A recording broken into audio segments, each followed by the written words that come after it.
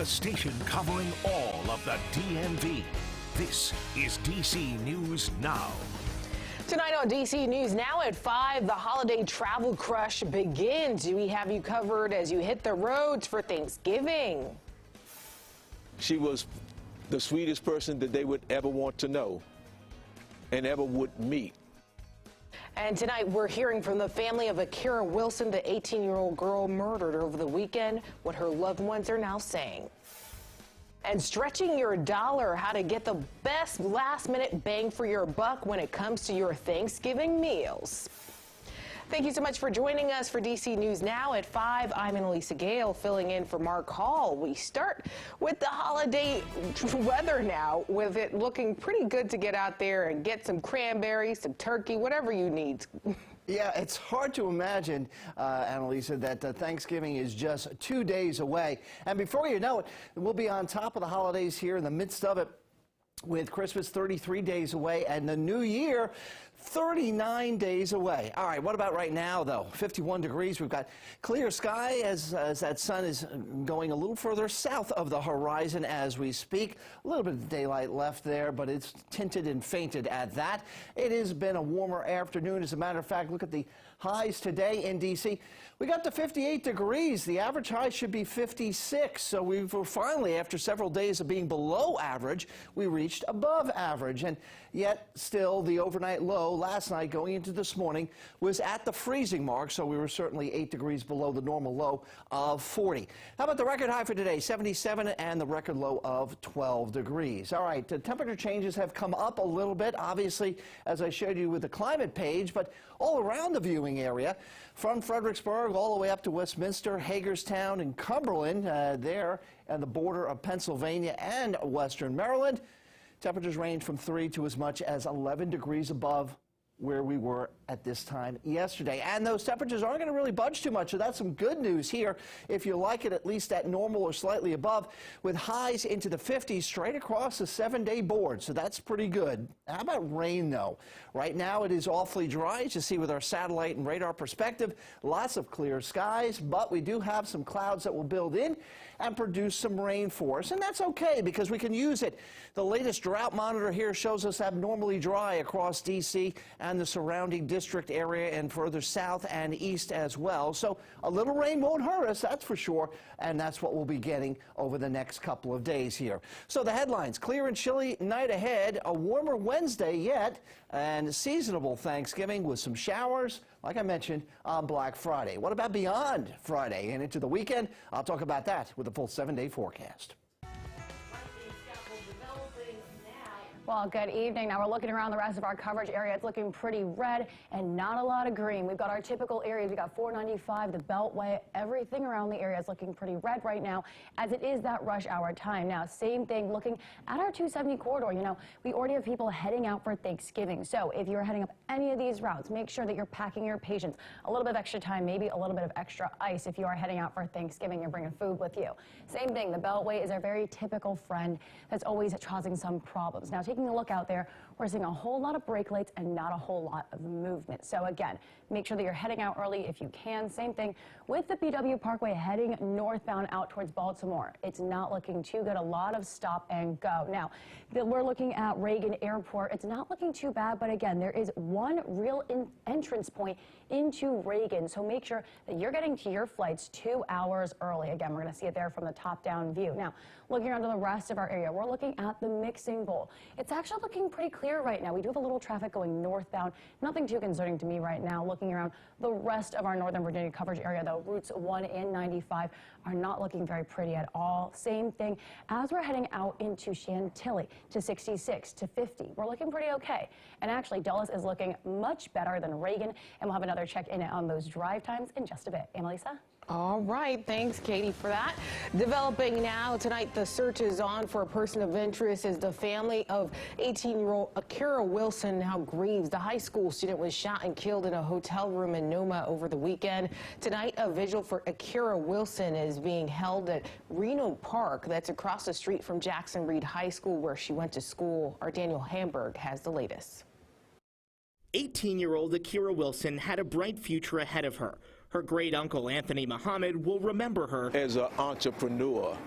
She liked to sell things. She sold candy. She worked with her father on his food truck, Hobart. Police say Wilson was killed just before 10 p.m. on Saturday at this Hilton Garden Inn on 1st Street near Patterson Street Northeast.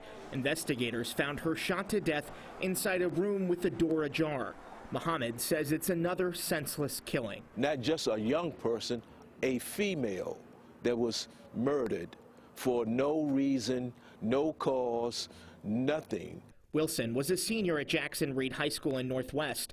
She'll never get to go to prom or graduation.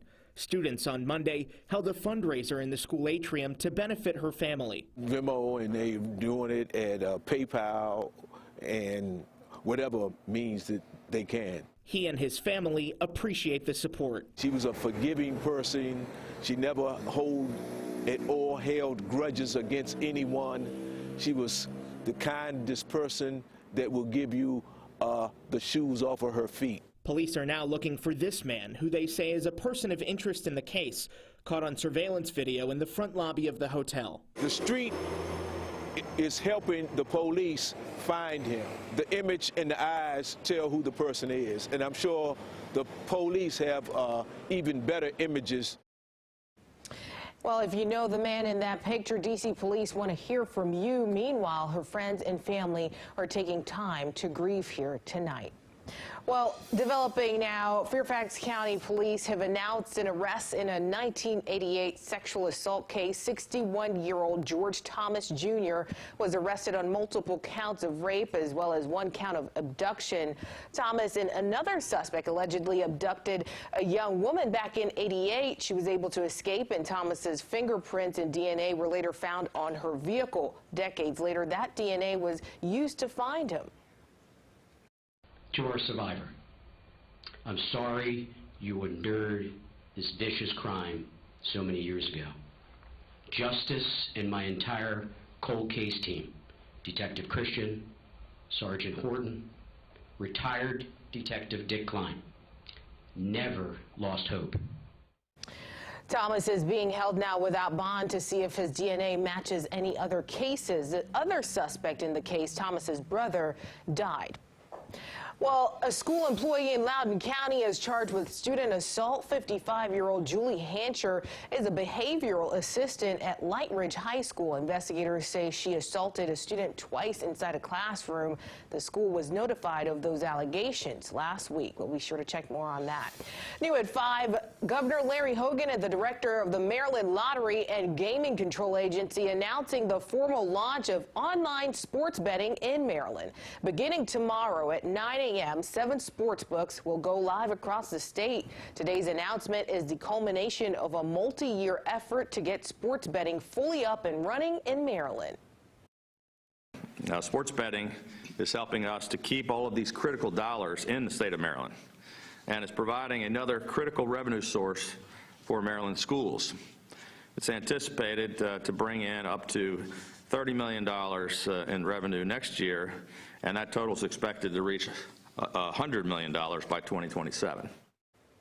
At the conference, the director of the Gaming Control Agency also warned people to avoid reckless behaviors that can lead to problem gambling. In his words, have a game plan, have some fun, set a budget, and stick to it. The following sportsbook will go live for mobile sports wagering tomorrow: Barstool Sportsbook, BetMGM, BetRivers Sportsbook, Caesar Sportsbook, DraftKings Sportsbook, FanDuel Sportsbook, and PointsBet. Well, the Biden administration now is kicking it into high gear to get COVID-19 boosters out as we head into the holiday season. The administration calls this a critical 6-week push. Washington correspondent Basil John reports on the plan to boost vaccinations in Americans. Good evening. Millions of Americans have already gone out and received their updated booster shot, but the White House says it's still not enough. With the holiday season and family gatherings just around the corner, we are obviously now entering a higher risk part of the year. White House COVID response coordinator Dr. Ashish Jha announced the Biden administration's latest effort to get vaccines in arms is a 6-week campaign to reach seniors and communities hit hard by COVID-19. We're doing everything we can in the next 6 weeks to help families get their updated COVID shots by the end of the year. The White House says only about 11% of Americans have received the updated booster, and what happens next in the pandemic may depend on getting that number higher. We'd have within our wherewithal to mitigate anything that comes our way. During what was possibly his last time at the White House podium before his December retirement, Chief Medical Advisor Dr. Anthony Fauci urged Americans to take every step necessary. Masking, vaccine, boosting, testing, all of that is part of the spectrum of protecting yourself and your family. And both Jha and Fauci emphasized Americans can rely on the science behind the vaccine. We want to make our decisions really based on facts, evidence, and data. You can decide to trust America's physicians, or you can trust some random dude on Twitter. The White House will call on Congress to provide $10 billion in supplemental funding as part of the next government funding bill. Reporting in Washington, I'm Basil John.